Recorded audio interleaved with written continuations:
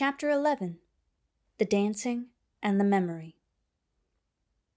When the crowd had calmed enough for him to get away, Sir Wheatley took Garrett up into the upper level of the tower. Yet this time the former knight laid the hand of the young Alet woman in the hand of the blacksmith. Sir Wheatley bid her be free of her bondage, yet if she wished to stay, to let Garrett instruct her in the ways of the tower. And thus did Foxglove choose to stay in Aden, seeing the compassion of the blacksmith, and remembering the kindness that he had bestowed upon her in her solitude. Aden came alive with celebration that evening. The village festival was set up at the foot of the tower, and the people fellowshipped upon the grass. Foxglove's clear song rang out for all to hear. The people danced, and even the most stoic of villagers found that they could not help but join in. As the festival carried on, the Lady Chell and Sir Wheatley walked together in the wheat fields away from the tower.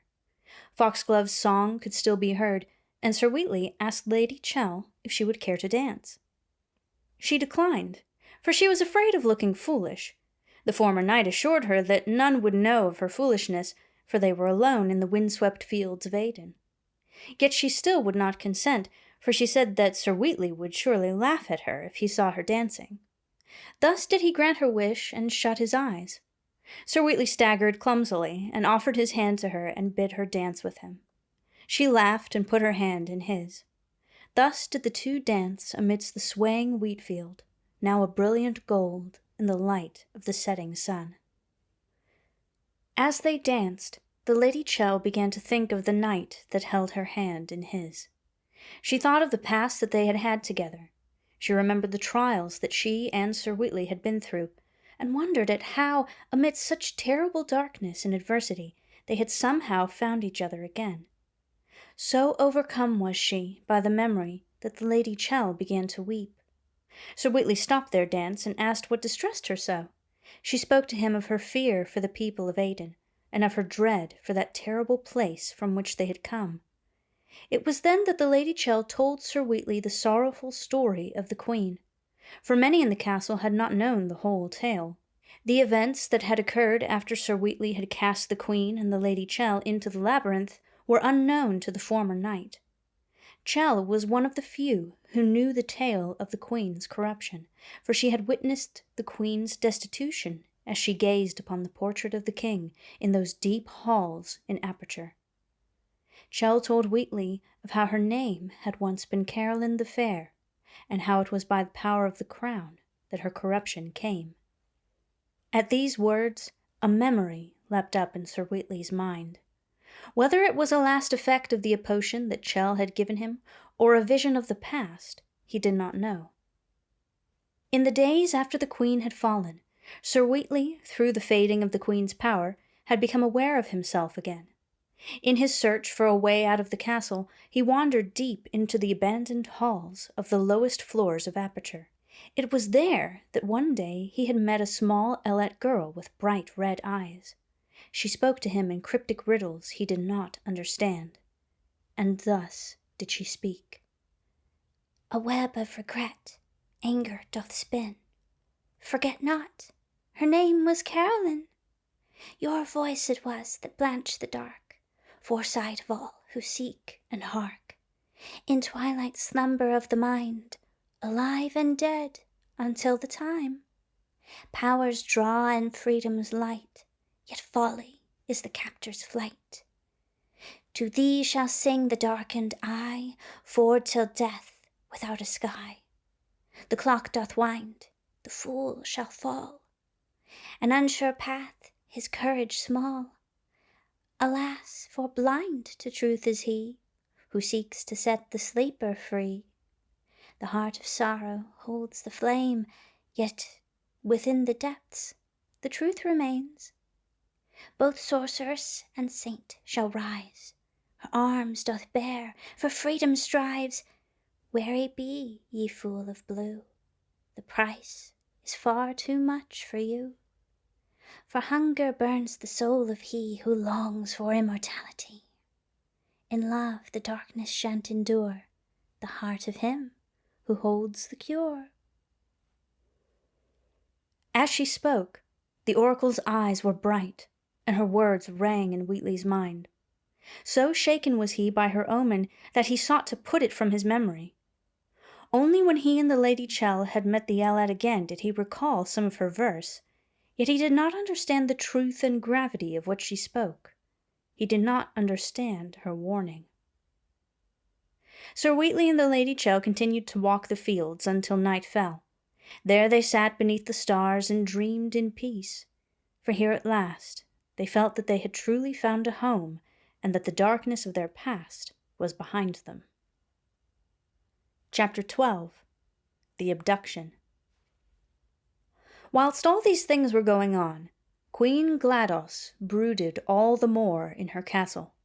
She had been furious at the loss of the Lady Chell a second time, and now she was determined more than ever to capture the archer. On the day that Foxglove had sung her song, the queen heard a curious sound coming from a long-forgotten room in the castle. She looked in and saw the Ellad girl with bright red eyes, singing to herself. The song was of blue skies and long-lost home, and the queen wondered where the girl could have heard such a tune. In her long study of the king's past, the queen had uncovered the king's history with the Ellad people.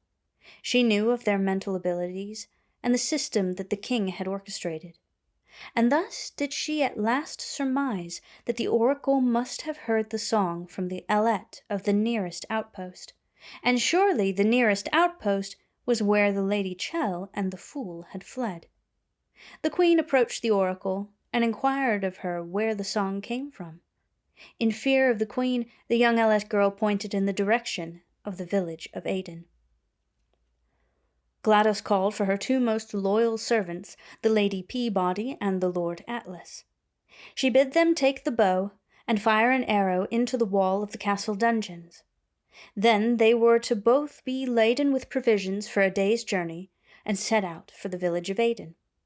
The queen, who had long hoarded the strange potions and medicines of the learned men of the king, gave them a sleeping draught, which they were instructed to put into the drinks of the Lady Chell and Sir Wheatley. They were then told that once the deed was done, they were to fire the second arrow into a wall in the village, and thereby step through into aperture. In this way they would capture the two fugitives and leave no time for any to rescue them. The two servants of the queen shot their opening upon the wall of the castle dungeon, and then made their way out of aperture and into the countryside. By the time they reached the village of Aden, the festival was in full swing, and there were many gathered at the base of the outpost. The Lord Atlas and the Lady Peabody slowly intermingled with the crowd, unnoticed in the large throng. They searched and searched among the townsfolk, but they could not spot the Lady Chell or Sir Wheatley. It was here that Sir Atlas had a spark of ingenuity. He saw that the people drew their water from a nearby well, and that several times since they had arrived, folk had drawn from its depths for their refreshment. The Lord Atlas and the Lady Peabody stealthily dropped the sleeping draught into the well.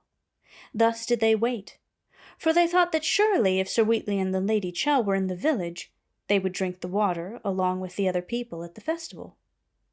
Soon the people of Aden fell into a deep and unnatural sleep, from the eldest to the youngest, including little Ellie, the young girl whom Sir Wheatley had befriended. They were all soon sleeping where they fell, but alas, Sir Wheatley and the Lady Chell were nowhere to be found amidst the sleeping residents of Aden. Then the Lady Peabody had an idea. If they could not bring the queen to people, then perhaps the whole village would compensate for their failure. And thus it was that the Lady Peabody drew back the bow and fired the second arrow. She and the Lord Atlas carried the sleeping forms of all that were in Aden, one by one, through the opening and into castle aperture. Just as they were searching for the last of the townsfolk, Garrett, the blacksmith, emerged from the tower only to find that all the people had vanished. He had not drunk the water from the well, and he grew fearful at the sight of the empty festival grounds. Suddenly he saw Sir Atlas searching the empty lot, and Garrett leapt upon him. The two struggled until the Lady Peabody came up from behind and struck Garrett on the head, and he heard and saw no more. They carried him into the opening and continued with their devious task.